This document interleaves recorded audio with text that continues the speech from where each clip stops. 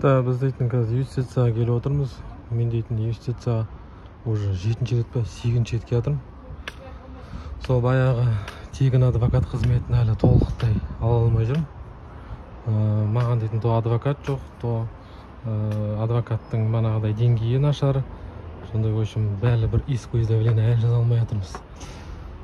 7-ші рет келіп тұрмыз, енді қазір көреміз не айтатынын.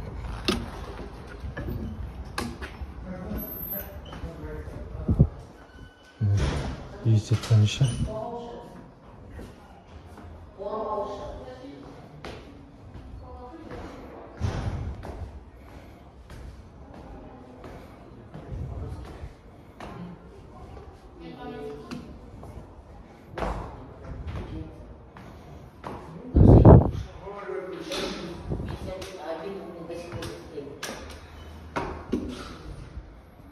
Саламатсыз апа.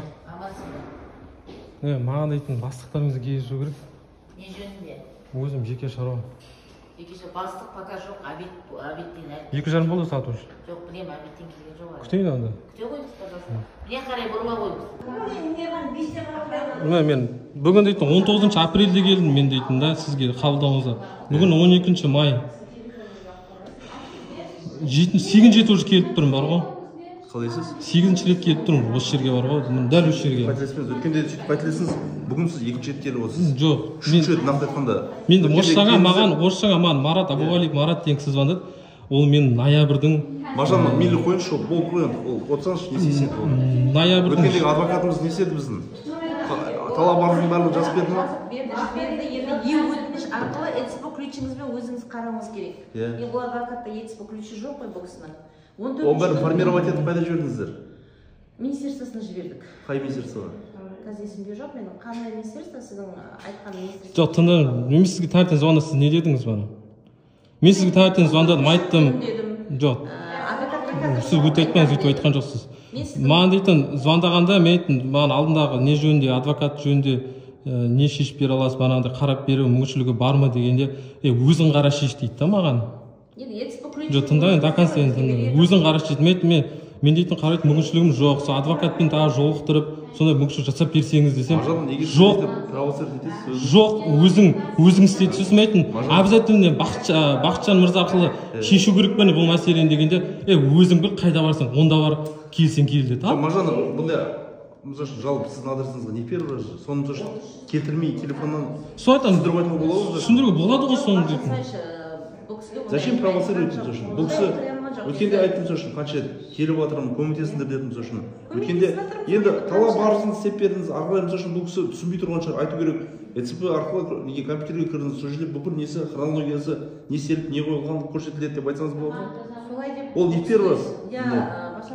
Бұл кісіге түсіндіріп айтылды. Жоқ, сіз түсіндіріп айтқанда. Соғайын дедім, адвокатқа соғайын. Қандай возможности бар ол кісінің сіздің арызыңызды қарауға? Содан кейін барып хабарласам, мен тағы да Бақытжан шақты шешуім керек. Ол өзіңіздің құқығыңыз дедім сосын. Өзіңіздің құқығыңыз. Жоқ, зачем құқығыңыз сосын? Мынандай сосын передвижениесін өзі қиын кісіге қайта келу оңай емес қой? Енді бұл кісі жоқ, мен сізге бүйтіп айттым. Елубайна маған дейтін адвокатпен жолықтыру мүмкіншілігі болса, банағын жауабын білсек, соны мүмкіншілік жасап беріңізші дедім.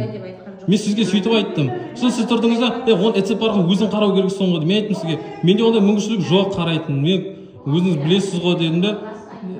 Сосын бар, жоқ, мен дейтін, бізде де мына ондай жоқ.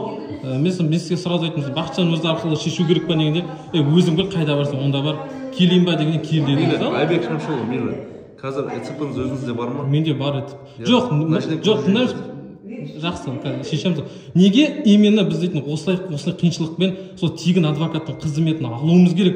Алдында да мен сізге келіп айттым, қазір де айтып едім. Не үшін осындай қиыншылықтар бар? Жоқ, қиыншылық ешқандай жоқ қой. Жоқ, қиыншылықтар болып тұр ғой. Біз дейтін, мен уже мына жерге дейтін ноябрьде келдім, декабрьде келдім, февральда келдім, мартта келдім, апрельде 2 рет келдім, майда тағы да келдім. 8 рет келдім дейсіз. Енді келіп тұрмын ғой енді. Сіз бүгінгі күнге 3-ші рет келдіңіз. Жоқ, сіздің алдыңызға мен тек қана осы жерге 2-ші рет келіп тұрмын. Ал оның алдында дейді, мен мына жерде Марат Абуғалиев деген адвокат орысшаға маған звондады. Айбек, алда шаруа не болды деп. Қайрат Қанатқали Қайрат деген болды. Сосын тағы да оны ұмытып қалдым. Бір шал отырды мына жерде. Өзің шеш, не істейсің, оны істе деп. Елубай, сіз көрдіңіз оны. Айбек Шамшұлы, неге біз осыншалықты қиналуымыз керек? Просто сол да. Жоқ, сіз тыңдаңыз, Бақытжан мырза, тыңдаңыз, Бақытжан мырза. Сіз өйтіп кабинетте отырып, қағаз жүзіне бәрі әдемі болу керек емес ол нәрсе. Сіз оны сезінбейсіз просто. Сіздің алдыңызда бәрі әдемі, қағаз жүзінде бәрі әдемі қылып әкеліп береді. Айбек Шамшылов, әкеліп береді. Жоқ, мен сізге фактын айтып отырмын, фактын айтып отырмын. Сұрағыңыз шешілді ғой, дұрыс па? Талабыңыз дайындалды. Жоқ, талабы дайындалған жоқ, ол кезде просто письмо болды. Онда да дейтін, мана адвокаттың өзі дұрыс түсіндіре алмады, в общем, мында келдік, мана письмо жіберу керек деді комитетке, ал жақсы ал. Оған да көнек жібердік ал. Енді дейтін ары қарай процедурасы бар ғой. Процедурасы неге біз дейтін ЭЦП кілті өзіңізбен болса көрейік қазір. Жоқ, енді ЭЦП кілті бар ғой енді. Қазір көрейік соны. Көреміз ғой. Жоқ, неге осыншалықты қиын деймін да ол нәрсе. Неге біз дейтін сіздердің арттарыңыздан, бастықтардың артынан жүгіріп жүруіміз керек? Неге дейтін бөлім басшылары сіздердің деңгейлеріңізді жеткізбей осыны істемейді? Сіз мен артынан жүгіріп жүрген жоқсыз ғой? Жоқ, мен сіздің артынан екінші рет келіп тұрмын ғой. Каримов мырзаға кіргім келіп тұр, бірақ ол кісі өкінішке орай жұмыстан жоқ деп, бірақ жазылып кетемін. Ертең ол кісіге де осы нәрсені айтамын. Не үшін біз дейтін бөлім басшылардың істейтін жұмысын сіздерге әкеліп біз соғып тіреміз біз? Неге ондай қыласыздар, соны айтыңызшы. Неге қиыншылықтар болады осындай? Былай айтқанда бұндай дау тудыратын мәселе емес. Мәселе емес қой я. Ол дейтін сізде алгоритм сізде теріс болды, соған қиналдыңыз ба? Бәрі түсіндім, Бақытжан. Енді мен адвокатпен сөйлесіп сізге хабарын айтқанша сіз соған шыдамай тұрсыз ғой? Жоқ, сіз енді адвокат шақыртып отырмыз. Адвокат Марат па?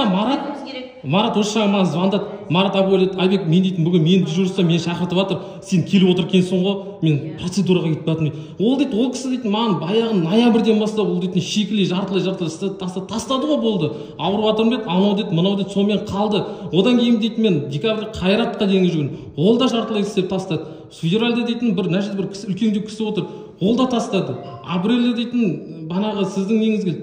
Сосын соңында жаңа Бақытжан мырзаға келдік. Содан кейін барып тек қана осы нәрсе қозғалды ғой. Не үшін біз дейтін осыншалық қиыншылықтар көреміз? Мемлекет сонда не бізге тегін адвокаттар осынша қиыншылық көрсін деп бізге беріп жатыр ма сонда? Неге сіздің деңгейіңізде ол шешілмейді? Ол дейтін біз дейтін осы Бақытжан мырза Асуланға баруымыз керек. Неге? Көрсе жауабы жоқ, себебі жұмыс жасай алмай отырсыздар. Именно бізге дұрыстап мәлімет берудің орнына біздерді осылай 10 рет жүргізіп қоясыздар. Былай қарасаңыз дейтін исковое заявление жақсы процедурасын біз білмейтін болармыз. Бізде дейтін ондай білім жоқ болар заң аясында. Но енді сіздер отырсыздар ғой, сіздер не үшін отырсыздар сол жерде дейтін.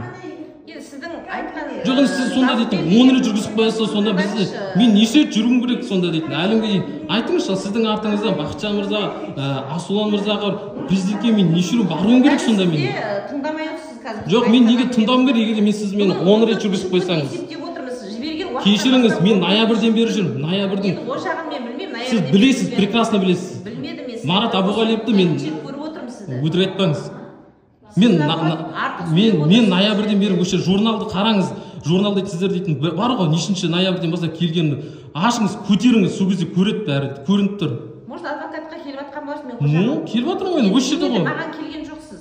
Кешіріңіз, сізге бөлімі сізге қатысты ғой. Арқылы келдіңіз, осы мен екінші рет мінекей шаруаңыз. Сіз телефон басқаша, мына жерде басқаша айтып мойындамайсыз ғой. Айбек Шамшылов, енді ол үшін қазір не дау тудырма. Жоқ, дау тудырма, бәрі осыдан басталып тұр ғой. Вот Бақытжан мырза қараңызшы, мына жерде. Енді мысалы үшін түсіндік қой енді. Жоқ, түсінгенмен еш нәрсе өзгермей тұр ғой. Компьютермен көрейік, ЭЦП-мен қандай жағдайда тұрғаныңызды сіздің жоқ, көреміз ғой қазір. Жоқ, көреміз, жақсы көреміз. Енді қазір біз вокруг да около бір вопрос. Жоқ, бір вопрос деген неге біз енді осыншалық қиыншылық көруіміз керек болса сол ғой. Неге сіздер дейтін өздеріңіз коллегаларымыз, сотрудниктеріміз неге жұмыс жасамайсыздар? Тиісті шара қабылдаймыз. Сол тиісті шара қабылданған шараны маған нақты айтыңыз, сол қандай шаралар қолданып жатсыздар? Себебі дейтін жақсы, менде дейтін жүретін мүмкіншілік бар, шүкірмін да. Любой жерде мобильныймен жүре беремін. Бірақ қаншама адамдар бар осылай жарты жолда тастап кетіп жатқан дейтін. Айбек Шамшылов, енді давайте ближе к вопросу, сіздің сұрағыңызды қарайық. Жоқ, ближе вопросу, вот именно осы біз вопрос, мен осы дейтін баған Нұргүл ханымға ашуланып кәргенде, осы неге біздің құқықтарымыз осыншалық тапталады, сол үшін келіп отыр негізі мен дейтін. Ол ЭЦП өтініштен дейтін үйден де қарауға да отыр. Айбек Шамшылов қазір нені сіздің қасыңызға қыз жібереміз. Сіздің айтуыңыз бойынша бәрін жазады да, соны куәландырып канцелярияға тапсырып кетесіз, одан кейін тиісті жауабын берейік онда сізге. Сіз енді мына жерде дейтін видео бар, не бар, өзіңіз тікелей шара қолданыңыздар енді. Мен дейтін арыз жазатын ондай менде қазір возможность жоқ. Сосын кім адвокат бар ма? Кім қарап береді маған оны қазір? Нені қарап береді? Мана нені өтінішті. Нұргүл Мажанова өзі қарап береді қазір. барып қарап кел, соны сіз дейтін бана несі письмосы бар ғой алдындағы. ЭЦП күш керек. Бар менде, бар. Сонымен қазір көреді. Оған дейін доступ ашылмайды ғой. Жоқ, білем, берем. Да, мен қазір дейтін инвестициядан шығып келе жатырмын. Короче, үшін мерсен шешілген жоқ. Адвокатпен кездесу мүмкін болмады. Банағы кісісі дейтін, өшім, Бақытжанмен кездестім, оны өздеріңіз естідіңіздер. Осы инвестицияның басшысының орынбасары ма, бір нәрсе. Банағыдай нақты еш нәрсе жоқ. Тегін адвокаттың қызметін, короче, бір рет алады екенбіз. Онда да, короче, үшін инвестиция дейтін үстінен қарағанмен банағы адвокатты міндеттей алмайды, что біздің арызымызбен соңына дейін жүру үшін. Сондықтан осындай нәрселерге жолығасыңдар, ол міндетті түрде болады. Ондай кемшіліктер, короче, тегін адвокат қызметі ол жай ғана не, просто қағаз жүзінде тегінді, іс жүзінде нақты еш нәрсе шешілмейді. Мен бана Бақытжан бастап екі рет кірдім. Бөлім басшысы айтады, бөлім басшысы дейтін адвокатқа звондайды, адвокат дейтін, я шешіп береміз дейді, келеді, қалай солай істеп кетеді. Соңғы жоқ, сосын ол дейтін айтады, отказ береді, банағыдай істей алмаймын деген сияқты, істей алмаймын деген сияқты. Сосын ол отказ бергеннен басқа біреу келеді, ол да жартылай тастайды. Соңымен соңы жоқ, басы бар, соңы жоқ болып қалады.